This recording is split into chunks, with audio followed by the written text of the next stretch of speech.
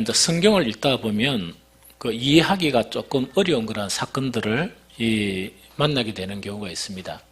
오늘 읽은 이 성경, 또 성경에 나타난 이 사건도 우리가 좀 이해하기 힘든, 선뜻 이것이 무엇을 의미하며 이것이 어떻게 이런 일이 일어날 수 있느냐고 생각할 수 있는 그런 한 가지입니다. 성령께서 여러분들을 도우셔서 여호와 하나님께서 오늘 말씀이 우리 각자에게 무엇을 말씀하시는지를 듣는 그런 귀한 시간이 되기를 바랍니다. 오늘 본문을 요약하면 이렇습니다. 이 당시는 어떤 상황인가 하니까 사사시대예요. 이 사사시대는 계속 이야기했지만 그 이스라엘의 그런 전 역사 중에서 가장 암울한 시기예요. 암울하다는 것은 딴 게 암울하다는 게 아니고 경건 자체가 가장 무너져버린, 신앙 자체가 가장 무너져버린 그런 시대가 바로 이 사사시대입니다. 그래서 사사시대에 이제 제일 마지막 이 단계까지 이르렀던 시기가 오늘날 지금 성경 읽었던 그런 본문의 그런 시기입니다. 하나님께서 정말 암울한, 즉 하나님에 대한 믿음을 떠나버리는 그 이스라엘을 채찍질하는데 어떻게 하시느냐? 주변 국가들을 일으켜서 괴롭히게 돼요. 이 침략을 하게 되고 완전히 뭔가를 빼앗아가고 또 달라 그러고 이런 일들이 이제 계속 일어나는 거예요. 이때는 누구를 통해서 이스라엘을 괴롭히나? 블레셋을 통해서 괴롭혀요. 그래서 블레셋은 뭐냐? 지중해 쪽에 그 밑단에 있던 그 민족이 블레셋 그런 민족이에요. 아마 이들은 추정하건대 이 해적 출신들이었던 것 같아요. 이 해적 출신에다가 그 해전에서 무참히 패하고 이 블레셋 그 지경에서 이렇게 있다가 이 강성하게 된 그런 민족이 바로 블레셋 민족이 아닌가 하는 그런 생각이 들어요. 그런데 어찌됐든 간에 성경에는 그 전후를 모르지만 성경을 읽어보면 이런 부분이에요. 이스라엘이 블레셋이 뭔가를 자꾸 빼앗아가니까 가만히 있다가 참다가 뭐냐니까 자기들이 이제 진열을 정비한 거예요. 이 군대를 다시 이렇게 훈련시키고 딱 정비해가지고 이제 블레셋으로부터 이제 우리가 자유로워져야 되겠다 이래 이제 생각한 것 같아요. 그래서 정말 이 성경 사무엘상 4장 1절 후반절에 보면 이스라엘은 나가서 블레셋 사람들과 싸우려고 에벤에셀 곁에 진치고 블레셋 사람들은 아벡에 진을 쳤더니 이 성경을 보면 뭐냐? 그때 지배하고 있던 블레셋이 다른 거 필요해가지고 이 이스라엘을 이렇게 다시 침략한 게 아니고 누가 전쟁을 벌였다고요? 이스라엘이 먼저 전쟁을 탁 벌이고 그 다음에 누가 대응합니까? 블레셋이 대응하는 그런 상황이에요. 그래서 이걸 추정해 보면 어떤 부분인가니까 이스라엘이 마음을 탁 먹고 합심해서 이 블레셋으로부터 우리가 이 독립을 해야 되겠다. 블레셋으로부터 자유해야 되겠다 하면서 이제 전쟁을 준비하는 거예요. 그 정비하거든요. 그런데 옛날 고대 전쟁은 이제 어떻게 이루어지는가 하니까 한 번 이렇게 딱 모여가 이렇게 싸우고 끝나는 게 아니고 이제 각 진영이 이렇게 딱 있잖아요. 딱 있으면은 보통 싸우는 게 뭐냐? 몇 명이 딱 나오가 전투전을 벌리는 경우가 있어요. 그래서 몇 명 장수들이 나와 전투전을 벌리면서 막 벌리다가 그 사람들은 막 응원을 하죠. 그래서 우리 장수가 이긴다, 너그 장수가 이긴다 이래가지고 거기서 하나가 딱 죽어보면 막 여기서 함성을 지르고 이런 경우거든요. 그럼 오늘 성경에 나타난 이 전쟁도 이 전투도 어떻게 되는가 하니까 이스라엘 진영이 딱 이렇게 모여있고 이 블레셋 진영이 모여있는데 거기서 본진이 이렇게 탁 이렇게 싸우는 게 아니고 거기서 뭔가 이렇게 일부의 그런 이 군사들이 탁 나와가지고 먼저 전초전을 이렇게 치르는 거예요. 이 전초전을 이렇게 치렀는데 그 전초전의 그런 결과가 보면 어떻게 되어 있느냐? 사무엘상 4장 2절 오늘 읽었지만 한 번 더 읽어봅니다. 사무엘 4장 2절 시작. 블레셋 사람들이 이스라엘에 대하여 전열을 벌이니라. 그 둘이 싸우다가 이스라엘이 블레셋 사람들 앞에서 패하여 그들에게 전쟁에서 죽임을 당한 구사가 4,000명 가량이라 이야기입니다.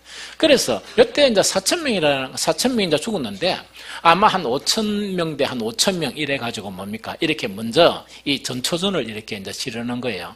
이 전초전을 딱 치르는데 결과 자체가 어떻냐? 블레셋이 이겨버리고 이스라엘이 몇 명 죽었느냐? 많이 죽었어요. 한 4,000명 죽어본 거예요. 이 전쟁에서. 이 4,000명을 이제 죽고 나거든요. 죽었는데 이때 이 4,000명 죽고 난 다음에 그들이 전초전에서 패했죠. 딱 패하고 난 후에 이스라엘의 반응이 어떻느냐? 그것이 사무엘상 3장 3절 전반절이에요. 우리 같이 읽어봅니다. 백성이 진영으로 돌아오매 이스라엘 장로들이 이르되 여호와께서 어찌하여 우리에게 오늘 블레셋 앞에서 패하게 하셨는고, 이렇게 되는 거예요. 그래서 전초전을 딱 이렇게 치르다 딱 보니까 이제 패해버렸어요. 이 패해버리고 이제 많은 이 군사들이 이제 죽어버렸습니다. 딱 죽고 난 다음에 그 백성들을 대표하는 장로, 그럼 백성들을 대표한다는 것은 모든 백성들의 생각이 이렇게 생각해야 돼요. 그 모든 백성들의 생각이 어떻게 생각했냐니까, 어떻게 여호와께서 오늘 우리가 블레셋 앞에 패하게 할 수 있느냐? 우리가 그토록 준비하고 해가 전쟁을 딱 벌였는데 이렇게 패할 수 있겠느냐 하는 그런 생각을 하게 되는 거예요. 이거는 두 가지를 볼 수 있어요. 어떻게 보시느냐? 첫 번째 뭐냐? 아마 그들이 이 전투에서 질 것이라고는 조금도 생각 안 했던 것 같아요. 반드시 하나님께서 도우셔서, 우리는 하나님의 선민이니까 하나님께서 우리를 도우셔서 반드시 이기게 하실 것이다, 그렇게 생각했던 것 같고, 또 그들은 아마 그 하나님께 이제 이 전투를 위해서 이 제사도 따로 이렇게 드렸을 뿐만 아니고, 아마 막 오늘날 우리처럼 합심기도도 막 하면서 뭐냐니까, 우리가 반드시 승리한다, 하나님께서 도우면 저 블레셋 정도야, 이런 식으로 해가 막 업이 되어 있는 그런 상황인 것 같아요. 그랬는데 결과가 딱 오해되는 거니까 전초전에서 무참하게 패해버렸어요. 그러면은 그 후에 이제 그들은 무엇을 선택했느냐? 그럼 딱 패했죠? 패하고 난 다음에 이스라엘의 선택. 이 이스라엘 선택이라는 건 장로들과 온 이스라엘이 이렇게 선택하는 거예요. 사무엘상 4장 3절 후반절에서 4절까지입니다. 우리 같이 읽어봅니다. 여호와의 언약궤를 실로에서 우리에게 가져다가 우리 중에 있게 하여 그것으로 우리를 우리의 원수들의 손에서 구원하게 하자 하니, 이에 백성이 실로에 사람을 보내어 그룹 사이에 계신 만군의 여호와의 언약궤를 거기서 가져왔고, 엘리의 두 아들 홈리와 비느하스도 하나님의 언약궤와 함께 거기 있었더라, 이렇게 되어 있습니다. 그럼 여기서 이제 실로란 건 어떤 곳인가 하니까, 이제 그 후기에 성전은 예루살렘에 있었죠. 그런데요, 전반기 이때는 실로가 예루살렘과 같은 곳이에요. 하나님의 그런 법궤가 있고 모든 그런 중심지 자체가 실로예요. 이 실로인데, 그 실로에 이 언약궤가 있었는데, 그 언약궤를 우리 전쟁터에 가져오게 하자 하는 그걸 이야기했던 거예요. 이 전쟁터에 가져오게 하면 우리 전초전에서는 실패했지만 이 본진이 전쟁을 벌리면 반드시 승리할 것이다, 이렇게 이제 생각했던 거예요.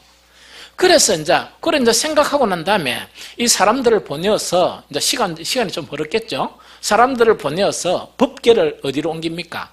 이 실로에서 전쟁터로 이렇게 옮기는 거예요. 딱 옮기고 나니까 두 진영의 반응이 어떻냐? 자, 이스라엘의 반응을 먼저 보면 사무엘상 4장 5절을 봅니다. 4장 5절 시작. 여호와의 언약궤가 진영에 들어올 때에 온 이스라엘이 큰 소리로 외치며 땅이 울린지라, 이랬다, 그죠? 요거는 이제 뭐냐, 이런 이야기다, 그죠? 자, 자기들이 이제 전초전에서 딱 해가지고 이 많은 군사들을 잃어버렸어요. 잃어버리가 그 장로들과 온 군사들과 백성들이 딱 생각하면서 어떻게 생각했단 말입니까? 법궤만 딱 가지고 이 전쟁터에 있으면 누가 승리하게 하실 것이라? 하나님께서 승리하게 하실 것이라, 이런 생각했던 거예요. 그래, 이때 이제 제사장도 엘리의 제사장이고 두 아들도 제사장이죠. 이 제사장인데 모두가 찬성을 다 한가 얘기했습니까? 그러면은 전 이스라엘이 다 찬성해가지고 또 확실히 믿은 것은 뭡니까? 법궤를 전쟁터에 딱 가져가면 설마 지는 수는 없다. 그러니까 반드시 승리한다, 이런 생각하고 법궤를 딱 가지고 오니까 그때 운집했던 모든 군사들과 백성들이 함성을 지르며 막 박수치고 막 이런 일이 일어난 거예요. 그럼 이거는 뭡니까? 전쟁은 반드시 우리가 승리했다. 전쟁도 안 했는데 반드시 승리했다 하는 거 있죠. 그런 확신을 가지면서 막 모든 감정이나 이 모든 것이 업이 돼가 우리는 이긴다, 이렇게 이제 생각했던 거예요. 그런데 반면에 블레셋 진영이 있죠. 블레셋 진영에서 가만히 들어보니까 어떻습니까? 이스라엘 진영에서 거기는 아마 그 고대 전쟁에는 어디들은 가니까 여기서 여기까지 한 2, 3km 딱 이렇게 공간을 두고 이렇게 뭡니까 이 전쟁을 벌이는 거예요. 그런데 갑자기 이스라엘 잠잠하던 이스라엘 진영에서 뭡니까 함성이 일어나고 와 하는 그런 소리가 나고 이러니까 이 사람들이 깜짝 놀랐죠. 깜짝 놀라다 보니까 블레셋 진영의 그런 반응 자체는 어떻냐. 사무엘상 4장 6절에서 9절입니다. 우리 같이 읽어봅니다. 블레셋 사람이 그 외치는 소리를 듣고 이르되 히브리 진영에서 큰 소리로 외치면 어찌 되겠냐 하다가 여호와의 개가 진영에 들어온 줄을 깨달은지라. 블레셋 사람이 두려워하여 이르되 신이 진영에 이르렀도다 하고 또 이르되 우리에게 화로다. 전날에는 이런 일이 없었도다. 우리에게 화로다. 누가 우리를 이 능한 신들의 손에서 건지리요. 그들은 광야에서 여러 가지 재앙으로 애굽인을 친 신들이니라. 너희 블레셋 사람들아 강하게 되며 대장부가 되라. 너희가 히브리 사람의 종이 되기를 그들이 너희 종이 된 것과 같이 되지 말고 대장부같이 되어 싸우라 하고 이래야 되죠. 자, 그러면 이제 이거는 뭐냐니까 이스라엘 쪽에서 진영 자체가 뭡니까? 막 함성이 일어나고 하는 그런 이제 상황 속에서 블레셋이 그걸 들은 거예요. 저 함성이 왜 저런 함성이 일어났느냐? 전초전에서 무참히 패했는데 왜 이런 함성이 일어났느냐? 이랬는데 알고 보니까 그 첩자들을 보내갔다 보니까 그 여호와의 그런 법궤가 이 진영에 들어왔다 이런 이제 소리를 들은 거예요. 그래서 그들이 막 함성을 지른다 이런 거예요. 그러니까 블레셋 진영이 뭡니까? 그 지도들이나 모든 사람들이 뭡니까? 너무나 두려워한 거예요. 너무나 두려워하면서 뭐라고요? 신이 이런 그 진영 안으로 들어왔다. 그 신 자체는 우리가 소문을 듣기로는 그 신들이 정말 이렇게 애굽 있죠. 그때 강대하던 자기 블레셋하고 비교할 수 없는 그 애굽 있죠. 큰 애굽을 이렇게 괴롭혔는데 그 괴롭힌 그 모든 것을 알고 있었는데 큰일 났다 이야기거든요.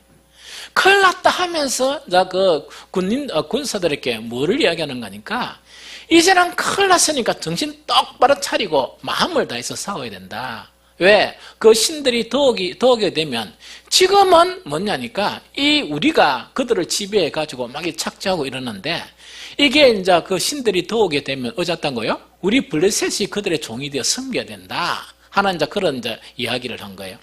이 성경을 읽어보면요. 물론 이 당시에 이스라엘이나 블레셋 자체가 거의 하나님에 대한 인식 자체는 좀 비슷한 것 같고 어떤 편으로 생각하면 블레셋이 뭡니까? 하나님을 더 두려워하는 건 아닌가 하는 그런 생각마저 들게 하는 것이 뭐냐? 블레셋 진영의 그런 반응이에요. 자, 그러다 보니까 이제 본진이 이렇게 이제 전쟁을 벌이는 거예요. 본진이 이제 막 전쟁을 하는데 전쟁의 결과 자체는 성경에서 어떻게 나타나 있느냐? 사무엘상 4장 10절에서 11절이다. 그죠? 함께 읽겠습니다. 블레셋 사람들이 진쳤더니 이스라엘이 패하여 각기 장막으로 도망하였고 살육이 심히 커서 이스라엘 보병에 엎드러진 자가 3만 명이었으니 하나님의 계는 빼앗겼고 엘리의 두 아들 홈니와 비느하스는 죽임을 당하였더라. 이렇게 된 거예요. 깜짝 놀랄 결과가 나타난 거예요. 이 깜짝 놀랄 결과 자체는 어떤 결과인가니까 법궤만 우리 이 전장터에 오기만 하면 반드시 우리 이스라엘은 전쟁에서 승리한다 이런 생각인 거예요. 승리한다 생각했는데 어떤 결과가 가져왔느냐? 무참하게 그 전쟁에서 져버렸습니다. 져버리면서 거의 이스라엘의 한 지파에 해당되는 그 군사가 뭡니까? 죽어버린 거예요. 그 전쟁에서. 그 전쟁에서 죽어버리고 그 다음에 더 충격적인 사실은 뭐가 더 충격적이냐? 그들이 이 실로에서 가져왔던 하나님의 법궤 있죠. 이 법궤를 갖다가 누구한테? 블레셋에 뺏겨버린 거예요. 이 뺏겨버리고 여기서 홈니와 비느하스는 누구냐? 엘리 제사장의 두 아들인데 이 제사장직을 아주 망나니와 같이 이름만 제사장이지 제사장직을 그래도 수행하고 있는 그 사람들이었어요. 이 두 사람도 뭡니까? 무참히 죽임을 당했다 하는 그거 지금 이야기예요. 즉 이스라엘의 참패로 끝났습니다. 이 참패로 끝나거든요. 그런데 여기서 우리가 이제 성경을 눈여겨봐야 될 거는 뭐냐? 이 법궤가 이제 빼앗긴 상황. 그래서 전쟁이 참패했죠? 그 다음에 두 제사장이 이렇게 전투에서 죽은 거예요. 죽고 이제 법궤가 빼앗겼죠? 그런데 이스라엘이 이제 이 반응을 보면요. 전쟁에서 전 것에 이 충격을 받은 게 아니고 무엇에서 이제 충격을 받게 됩니까?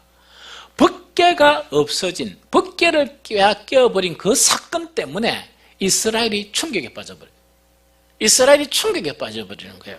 그러면은 그 내용 자체를 이제 하나 살펴보면 이런 부분이에요. 먼저 사무엘상 4장 12절, 13절을 봅니다. 자, 시작. 당일에 어떤 베냐민 사람이 진영에서 달려나와 자기의 옷을 찢고 자기의 머리에 티끝을 덮어쓰고 실로에 이르니라.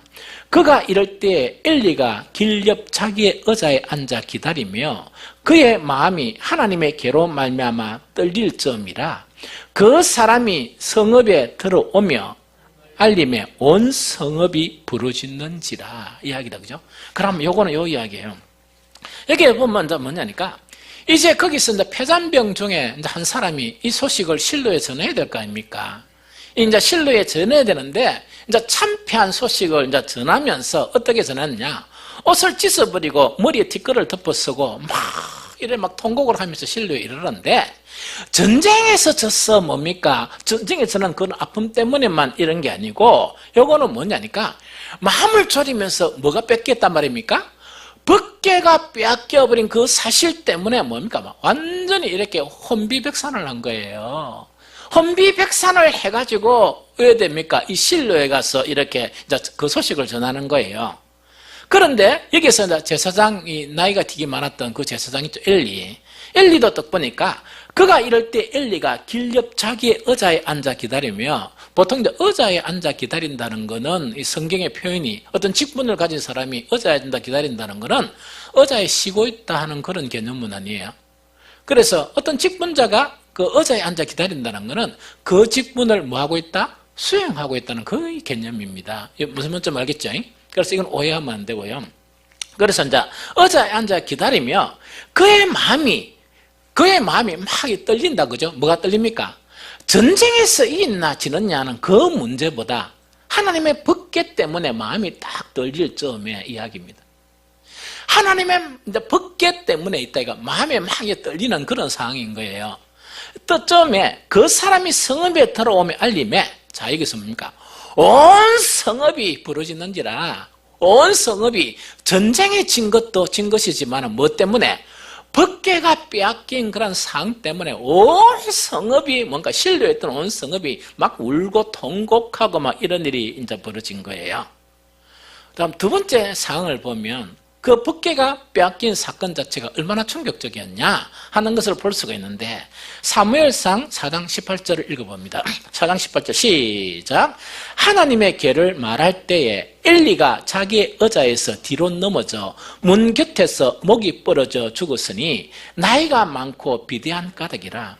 그가 이스라엘의 사사가 된 지 40년 되었더라. 이야기다, 그죠? 자, 이건 이야기입니다. 사사를 오래 했고 나이가 많다 보니까 뭐 전쟁에 막 이렇게 전쟁에는 우리가 졌어요 이럴 때만 가만히 있었습니다. 이렇게 듣고 있었는데 뭐가요? 하나님의 법궤를 빼앗겼다 하니까 이 엘리가 뭡니까? 기절초풍을 내가 놀래가 뒤로 자빠져가 목이 부러서 죽었어요. 이거는 자 뭘 이야기하는가? 하나님의 법궤를 빼앗겼다는 이 사건 자체가 그만큼 충격적이었던 거예요. 그만큼 이들은 충격적이었던 거예요. 그 다음에 이제 또 한 가지 뭐냐니까 이런 부분입니다. 어떤 부분인가니까 이 하나님의 법궤가 빼앗겼다는 이것 자체를 이스라엘 사람들은 어떻게 생각했을까 하는 이게 아주 중요하죠. 이스라엘 사람들은 왜 충격을 받고 왜 하나님의 법궤가 빼앗기는 이 사건 자체 때문에 이렇게 충격을 받았느냐? 엘리 제사장의 그 며느리 비느하스가 있어요. 이 여자가 아나타가 잠깐 죽었어요. 왜냐니까 죽었는데 이 여인이 죽었는데 뭐냐? 충격 때문에 죽었어요. 사실은 충격 때문에 죽었는데 이 여인이 죽으면서 마지막 남긴 말이 어떤 말이냐? 사무엘상 4장 22절이에요. 사무엘상 4장 22절이에요. 4장 22절. 자, 시작. 또 이러기를 하나님의 궤를 빼앗겼으므로 영광이 이스라엘에서 떠났다 하였도다. 한 번 더 이건 읽어봅시다. 시작. 또 이러기를 하나님의 궤를 빼앗겼으므로 영광이 이스라엘에서 떠났다 하였더라. 요 이야기예요. 그럼 이들이 이제 하나님의 법궤를 얼마나 소중하게 생각했고 하나님의 법궤 자체를 빼앗겨 버린 것에 얼마나 큰 충격을 받았느냐 하니까 하나님의 법궤를 누구한테 빼앗겼으니 이 블레셋에 빼앗겼으니 이제 하나님의 영광이 이스라엘을 떠났다. 이렇게 말을 하고 죽었어요.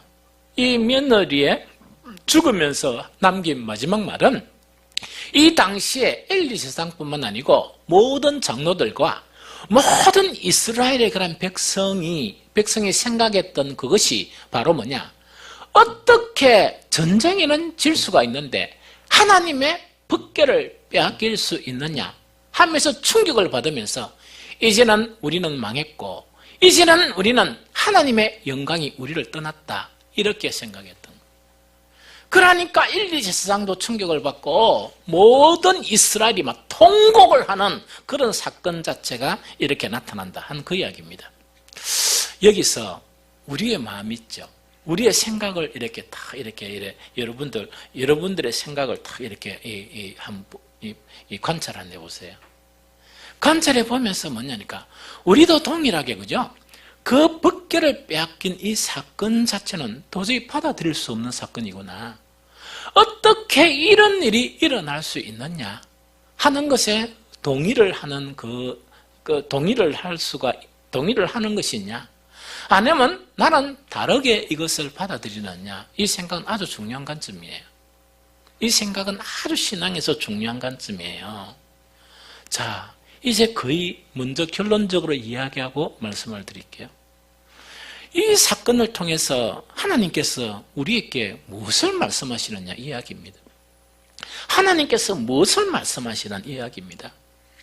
이스라엘의 그런 모든 그런 백성, 그 제사장을 비롯해서 그 좀 깨어 있어야 될 그 장로들과 뿐만 아니고 모든 백성 자체가 법궤를 잃어버린 것에 대해서 너무나 충격을 받을 뿐만 아니고 한탄하는 그 사건이에요. 그런데 이들의 문제는 뭐냐? 그들이 하나님을 떠나버렸고 그들의 마음속에 하나님을 멀리한 것 자체는 한 번도 충격을 안 받았고 그것과 한 번도 슬퍼하지 않았고 그것 가지고 한 번도 뭔가니까 막 이렇게 하면 우리는 하나님의 영광에서 떠나버린다 생각조차 안 했던 거예요. 그들은 점차 타락해서 하나님을 잃어버리는데도 아무도 깨닫지 않은 거예요. 이것이 얼마나 큰 문제고 이것이 얼마나 큰 비참한 문제가 될 수 있고 이거는 정말 본질적인 문제가 될 수 있다는 것을 제사장도 장로들도 그 백성들도 생각 안 한 거예요. 법궤는 단지 무엇이냐? 하나님의 임재가 있는 상징이에요. 하나님의 임재가 있는 상징이에요. 이들의 문제는 뭐냐? 하나님을 멀리하고 하나님을 떠나버린 것에 대해서는 하나님이 그들 가운데서 이 떠나버린 것에 대해서는 애통한 것도 없고 충격받는 것도 없는 거예요. 그들이 매달린 것은 하나님이 아니고 단지 법궤였어요. 그들이 매달린 것은 하나님이 아니었고 법궤였다는 이야기입니다. 법궤 중심으로 그들은 신앙생활했고 법궤 중심으로 그들은 모든 생활을 한 거예요. 그런데 하나님을 떠난 법궤예요. 하나님 없이 법궤만을 가지고 이렇게 신앙생활했던 거예요. 그러다 보니까 이 그들의 모든 선택 자체는 어떤 선택이냐? 아주 무식하고 이 샤머니즘적인 있다, 그죠? 법궤만 가지고 오면 우리는 승리할 것이다. 블레셋하고 똑같은 생각을 하는 거예요. 법궤만 가지고 오면 승리할 것이다.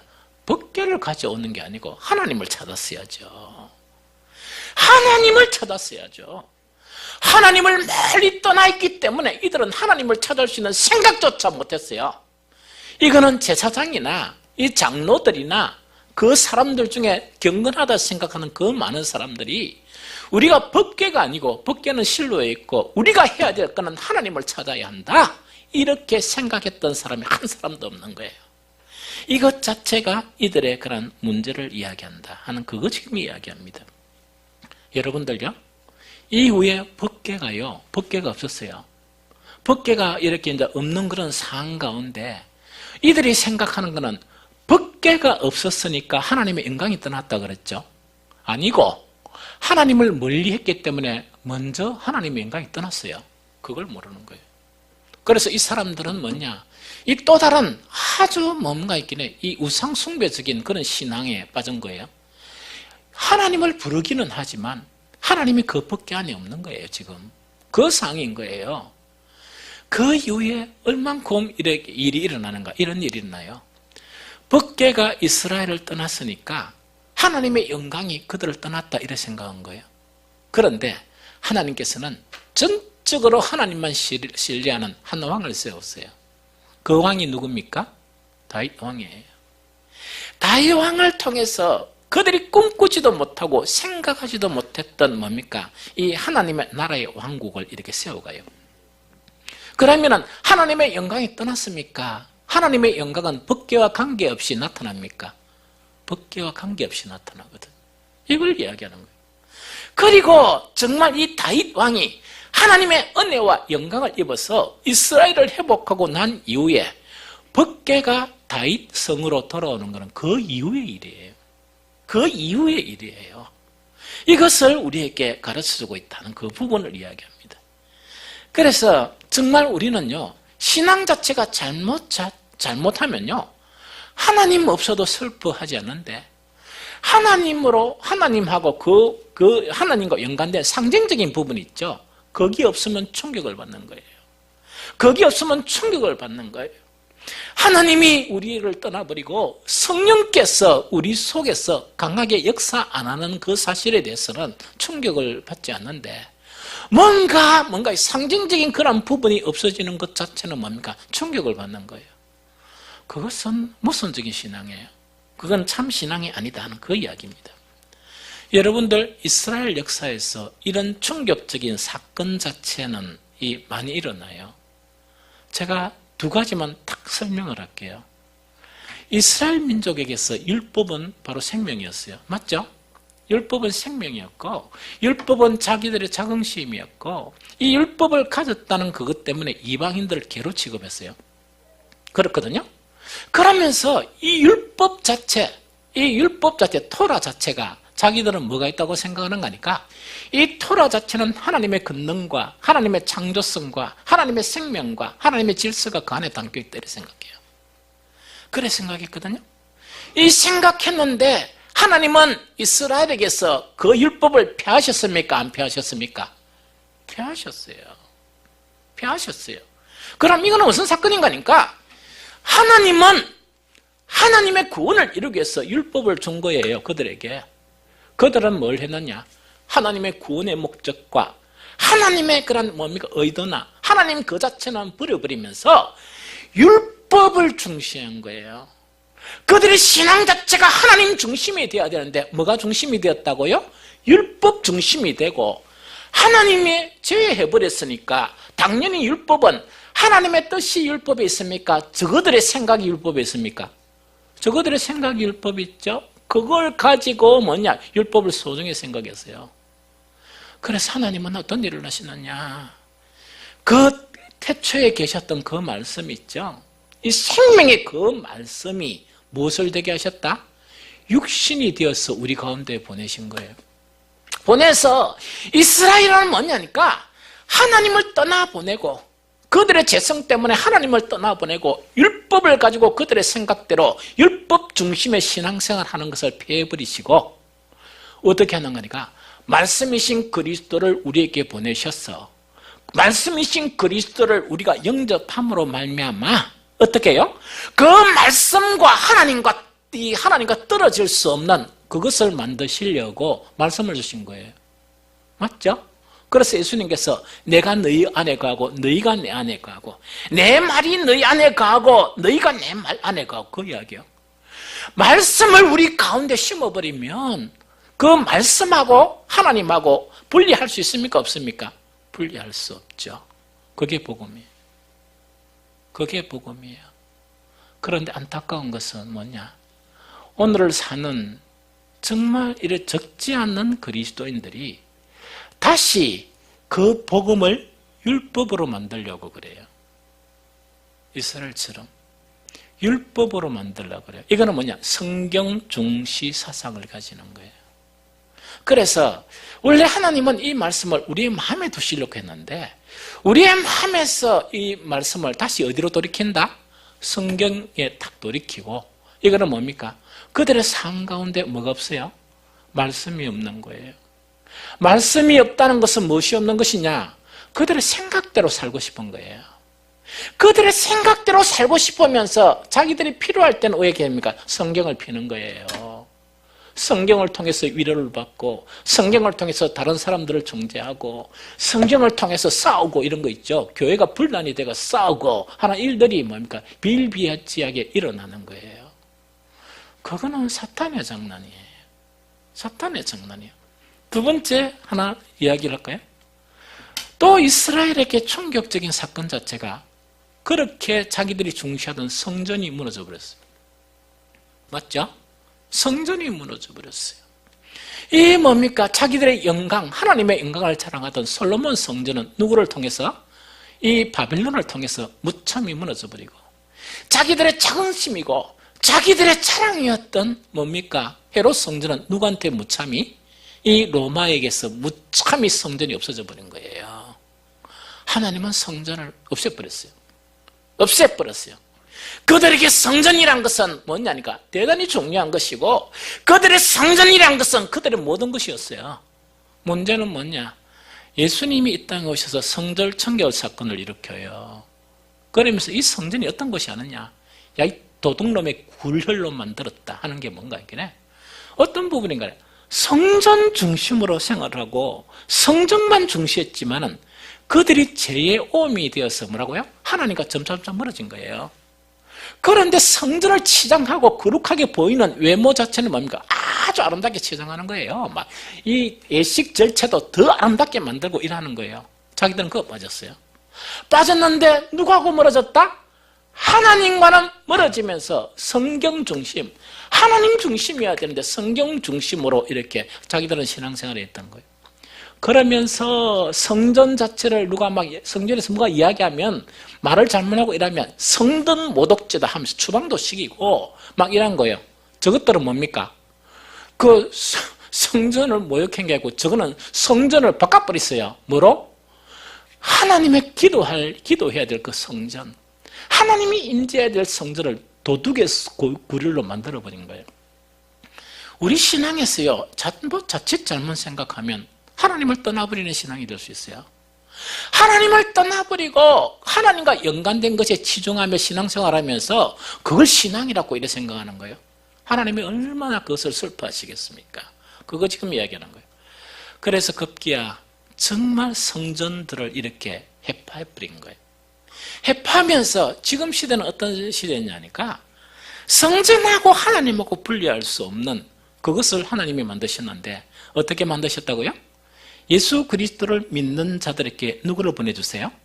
성령을 보내주면서 건물 자체를 가지고 건물하고 하나님하고 분리시킬 수 없는 우리 한 사람 한 사람이 성전이 되게 하셨어요. 우리 한 사람 한 사람이 뭐라고요? 이 성전이 되게 하신 거예요. 이 사건이 뭐냐? 복음에서 나타나는 그런 사건이에요. 그런데 만약에 우리는 우리 한 사람 한 사람이 성전이 되어야 되는데 정말 이거는 뭐냐? 또 오늘날 많은 이 다수의 사람들이 뭘 하느냐? 자기 마음, 자기 자신은 성전이 되는 것을 게을리해요. 왜냐하면 그러다 보니 좀 귀찮은지 이건 잘 모르겠어요. 그러면서 그렇게 못하는 대신에 다시 뭐냐? 헤롯의 성전을 짓는 사람들이 너무 많아요. 헤롯의 성전을 짓는 사람들이 너무 많아요. 그거는 하나님이 기뻐하시는 신앙이 아니에요. 하나님이 기뻐하시는 신앙이 결코 아니다는 이야기입니다. 자, 이제 이제 말씀의 결론을 지으면서 마지막 말씀을 드리겠습니다. 그러면 그 오늘 이 본문의 말씀 자체는 뭐냐니까 하나님은 우리의 바로 구원이세요. 하나님은 우리를 만드신 분이세요. 하나님이 우리의 그런 주인이세요. 이 주인이신데 뭔가 하니까 신앙생활 하면서 그 하나님은 멀리 해버리면서 하나님 아닌 하나님의 상징이 담겨져 있는 그 자체를 뭡니까? 하나님과 바꿔치기 해버리는 그런 신앙들이 많이 일어난다 하는 그것을 이야기합니다. 그런데 이 사건 자체, 법계 사건이나 성전 사건이나 율법 사건들 뿐만 아니고 우리의 신앙의 순간순간 많은 영역에서 이런 일들이 일어나요. 그럼 그 일들이 일어나는 예를 갖다가 정말 마음 같아서는 100가지를 들고 싶어요. 한 100가지를 조목조목 들어서 설교를 하고 싶습니다. 그런데 그렇게 다 하지 못하고 중요한 몇 가지만을 딱 들어서 제가 설명할게요. 그러면 성령께서 여러분들 안에 계시고 그 성령이 주시는 그런 지혜가 다른 영역들에 대해서 내가 이걸 잘못하고 있구나 이걸 깨닫게 되기를 바랍니다. 제일 첫 번째로 뭐냐니까 신앙생활하면서 선교는 중요합니까 안 합니까? 대단히 중요합니다. 선교는 대단히 중요합니다. 그런데 만약에 하나님이 우리 중심이 되고 주님이 우리의 전부가 되고 선교를 하는 건 괜찮아요. 그런데 하나님은 우리에게 전부가 안 돼요. 일부밖에 안 되고 우리는 이미 하나님을 떠난 그런 가운데 있고 그런데 선교를 팍 잡고 있는 그런 선교만 있다 그러면 그것은 바로 뭐냐? 그 선교는 하나님의 나라, 주님의 나라를 확장하는 데 쓰이는 게 아니고 바로 그거는 뭐냐? 주님의 이름을 도용해요. 아주 못된 놈들처럼 도용하고 뭘 한단 말입니까? 종교 사업을 벌리는 거예요. 종교 사업을 벌리는 거예요. 이런 일들이 이 땅에도 비일비재하게 있어요. 비일비재하게 있거든요. 어제 우리 온천천 전도를 했는데 저는 잠깐 나갔다가 몸이 으시기시해서 들어왔습니다. 갔다 와서 이래 이야기를 또 들어보니까 또 이런 일이 있었대요. 요 주변에 그런 모교회, 모교에서 우리가 거기서 막 차전도를 하는데 옆에 딱 와가지고 이상한 옷을 입고 막 이래 북치고 하면서 그 조금 떨어지게 하면 좋잖아. 근데 그 옆에다가 뭐냐니까 플랜카드 착 하면서 막 이랬대요. 그러다 보니까 우리 전도팀 장님이 뭔가 하기네. 사람들이 보면 이거 뭐라고 생각하겠습니까? 이야기다, 그죠? 옛날에 이거는 제가 직접 목격한 거예요. 그날 우리가 이렇게 해가지고 어디 요 말고 우리 저가 해보자 해가 딱 했더만은 우리가 전도를 툭 하고 있는데 또 한 교회에서 온 거예요. 그러면서 그 여성 어떤 분이 근사가 되는가 그건 잘 모르겠지만 딱 와서 뭐냐니까 뭐라 하니까 자리를 비켜달래요. 그래서 놀래고 이러니까 우리는 이 시간에 여기서 먼저 선점을 했으니까 비켜달래요. 그래서 보니까 장사꾼하고 똑같아요. 그런데 그래서 내가 그때 뭐라 했는가니까 그러니까 우리 사람들이 그거 붙이면 싸움에 져요. 어버버 하다가 있다면 맙니다. 그래가지고 교회 와서는 또 큰 소리 치요. 교회 와서는 목사님 이렇게 하거든요. 꼼짝도 못 하면서. 그래서 제가 이야기한 거는 조용히 철수를 하자. 조용히 철수를 하자. 철수를 하고 우리는 그 대신 이 복음 전하는 걸 다른 교회에서 이렇게 대신해 주니까 얼마나 감사하노. 쉬자. 이렇게 철수했습니다. 그러나 이게 이제 뭐냐니까 주님이 중심이 되면 판단을 할 수가 있어요. 주님이 중심이 돼. 선교는 뭡니까? 주님 때문에 하는 것이지 우리 교회에 한 사람도 될 걸로 합니까? 그것 때문에 하는 거 아니잖아요. 그래 되면 선교 사업이 돼버려요. 이런 일들이 벌어지는 게 오늘날 현상이에요. 그 다음에 가끔씩 우리 이 목사님들을 만나면 목사님들이 화가 나가 말씀하시는 게 있어요. 저는 별로 화도 안 나요. 그런 이야기 들으면. 그러면은 우리 보통 이 대한민국 교회에서 조금 이 자립 교회 자체는 10% 내외밖에 안 됩니다. 나머지 90%는 미자립이에요. 사실은 그걸 알아야 돼요. 큰 교회 많다 하지만 프로테이지 억수로 작아요. 작거든요. 그런데 이제 목사님들이 막 이래 이제 잠시 분개를 하는 게 뭐냐니까, 가전도 겨우 해가지고 그 작은 게 누가 옵니까? 이렇게 딱 왔는데 이분들이 한 몇 번 이래 이야기한대요. 아는 그 다른 교회 다니는 분이 교회 신앙은 큰 교회에서 해야 된다. 니 잘못하면 그 교회 계속 나가면 돈 다 뺏기고 그 다음에 고생 시큰한데 이래가 들고 가는가 봐요. 그러니까 막 목사님들이 이제 막 화가 나가 이래요. 그러나 저는 그런 이야기 듣고 뭐 웃어버려요. 왜냐니까 큰 교회는 크다 보니까 철없는 아이들이 너무 많은가 보다. 뭐 근사도 그렇고 뭐도 그렇고 뭐 직분이 문제가 아니고 어떻게 철이 없고 하나님을 그렇게 모를까? 그런 말을 하면 안 되지. 정말 큰 교회가 필요했다 그러면 예수님이 12명의 그런 사도들만 이래 가지고 중점을 하면서 정말 복음을 전했으면 남긴 분이 오로지 120 그런 명밖에 못 남겼을까? 성경도 안 읽어보는 멍텅구리들이에요. 그 사람들은 뭐냐니까 성경은 있는데 뭐가 이미 떠나버렸다고? 주님이 없는 거예요. 여러분들은 그런 거 절대로 본보면 안 돼요. 혹간에 우리는 그래도 가끔씩 젠틀하게, 너무 가끔씩 또 우리는 또 바람 불고 비 오면 안 가잖아요. 탁 가더라도 그때 누가 와가지고 뭐 옆에 진치면 어떻게 해야 되느냐? 조용히 탁 마무리 짓고 얼굴은 붉히면 안 돼. 감사합니다. 왜? 쉬게 해줬으니까.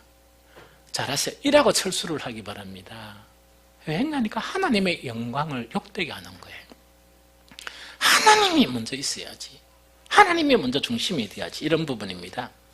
두 번째, 또 한 가지 예를 들면 이야기입니다. 목사와 우리 중직자들이요.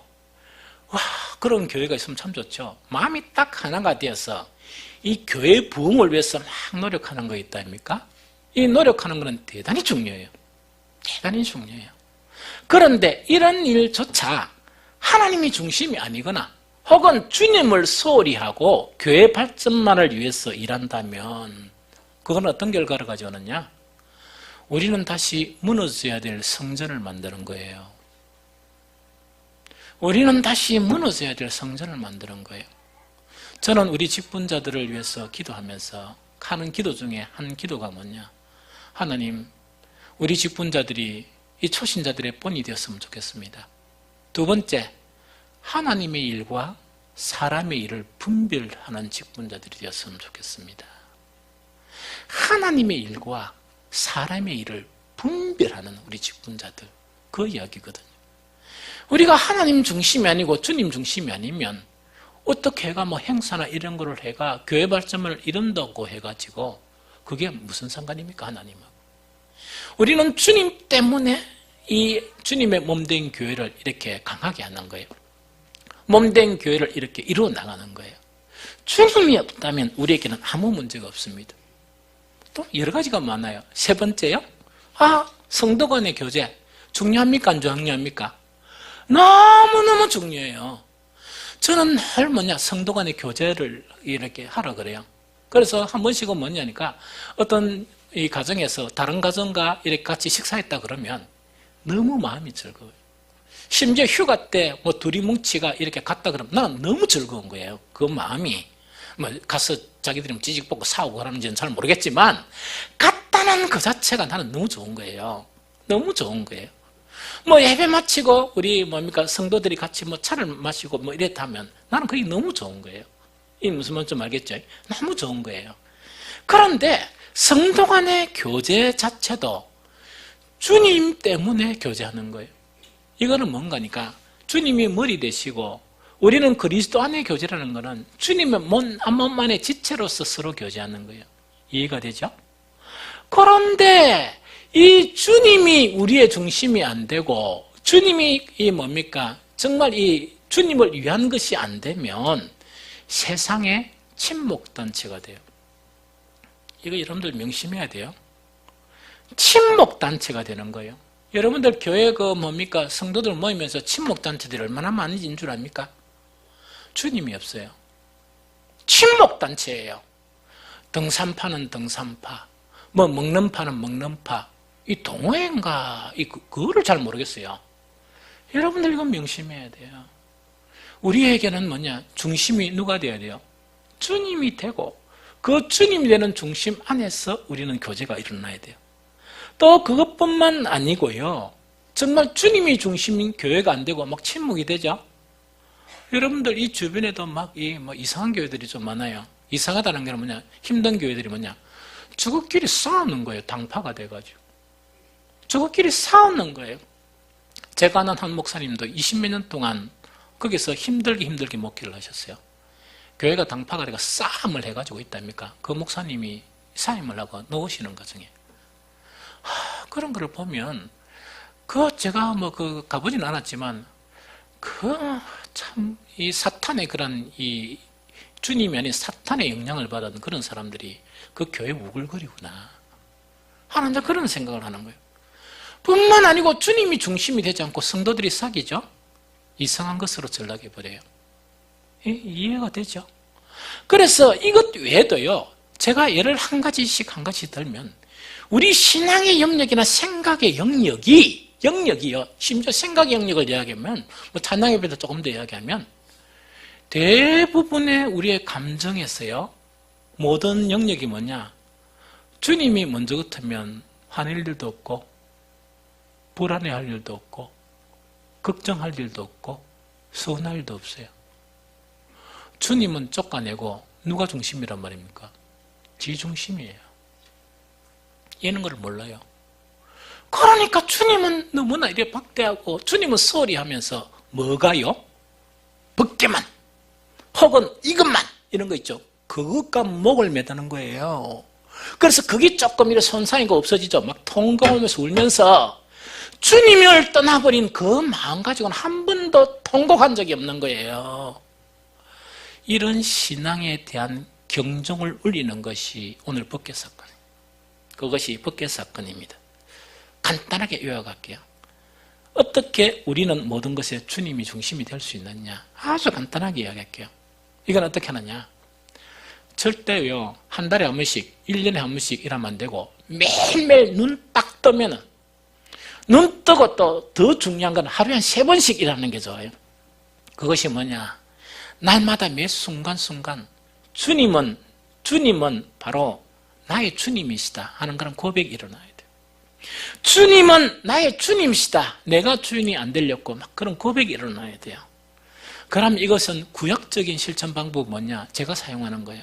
저는 순간순간 이렇게 길거리 가면서 이렇게 이제 이 고백을 해요. 그게 뭐냐? 시편 43편 3, 4절 말씀인데 주님의 빛과 주님의 진리를 나에게 보내주시어 나의 길잡이가 되게 해주십시오. 나 이걸 끊임없이 기도해요. 주님의 빛과 주님의 진리를 나에게 보내주셔서 나의 길잡이가 되게 해주십시오. 내 생각이나 판단이나 모든 것에 길잡이게 되십시오. 이거는 신약의 어떤 사건인가 하니까 성령을 의뢰하는 그런 사건이에요. 구약의 이런 의뢰하는 그런 기도문이라도 이거는 뭐냐? 성령을 의뢰하는 거와 마찬가지입니다. 이걸 이야기하거든요. 이것을 갖다 어떻게 되는가 하니까 이걸 의뢰하면서 그냥 내가 솔직히 이야기할게요. 아침에 부듯이 이렇게 막 주님의 빛과 주님의 진리를 나에게 보내주셔서 나의 길잡이가 되어주시 막 기도하죠. 다음날 아침에 기도를 하면 미안한 거예요. 왜 미안한 줄 압니까? 주님의 빛과 진리를 나에게 보내서 나의 길잡이가 되게 해달라고 해놓고 왜 했단 말입니까? 내 멋대로 한 거예요. 그게 너무 부끄러운 거예요. 목사가 돼가지고. 그게 너무 부끄러운 거예요. 목사도 그래 부끄럽다 그러면 우리 성도들을 생각하면서 얼마나 주님을 소홀히 할까 하는 그 자체가 너무나 마음이 아픈 거예요. 목사가 그 정도 같으면 정말 순간순간 그런 삶 속에서 만나는 그런 일들 속에서 얼마만큼 주님을 소홀히 하고 성령을 이렇게 무시할까 하는 그 생각을 하면 마음이 아픈 거예요. 그래서 제가 이야기하는 거는요, 한 달에 한 번씩 하는 게 아니고 일주일에 한 번씩 하는 게 아니고 연말에 하는 게 아니고 눈 뜨면 하고 또 밥 먹고 나면 하고 또 저녁 먹고 나면 하고 그죠? 이게 계속 습관이 돼도 뭐냐니까 사탄은 우리를 미혹해버립니다. 두 번째요. 그러면은 날마다 주님이 나의 주님이시라는 그런 고백이 딱 근거가 돼야 돼요. 근거가 되면서 하나님의 말씀을 들어야 합니다. 이것이 근거가 되고 하나님의 말씀을 들어야 돼요. 이것이 근거가 되지 않고 하나님의 말씀을 듣게 되면 율법을 만들어요. 율법을 만들어버려요. 자기 생각을 가미해서. 세 번째, 정말 매일매일 주님은 나의 주님이시다 순간순간 고백을 하고 하나님의 말씀을 듣고, 세 번째, 이걸 근거로 하나님께 기도하십시오. 그렇게 하게 되면 우리는 주님 중심적인 그런 신앙을 하게 되고, 다윗처럼 한 번씩은 실수하고 자빠지고 한다 손 치더라도 정말 너는 내 마음에 합한 자다, 이렇게 칭찬받을 수 있는 그런 신앙이 되어지는 겁니다. 오늘 본문처럼 신앙의 그런 이 모순에 빠질 수 있는 여건들이 우리에게는 수백 가지, 수천 가지 됩니다. 이런 상황 속에서 뭐냐, 우리가 자칫 실패를 해버리면 점점 조금씩 하나님을 떠나버리게 됩니다. 하나님을 떠나버린 마음 가지고 예배를 드리게 되면 경건한 예배 드릴 수 없어요. 기도도 안 돼요. 아무것도 안 돼요. 그래서 우리의 삶에 순간순간 주님은 나의 주인이시란 그런 고백이 있어야 하고, 주님께서 나를 인도하신다는 그런 고백이 있어야 되고, 그걸 고백으로 말씀을 듣고 그런 상황 가운데 하나님께 기도하는 우리 성도들이 되시기를 예수 그리스도 이름으로 축복합니다.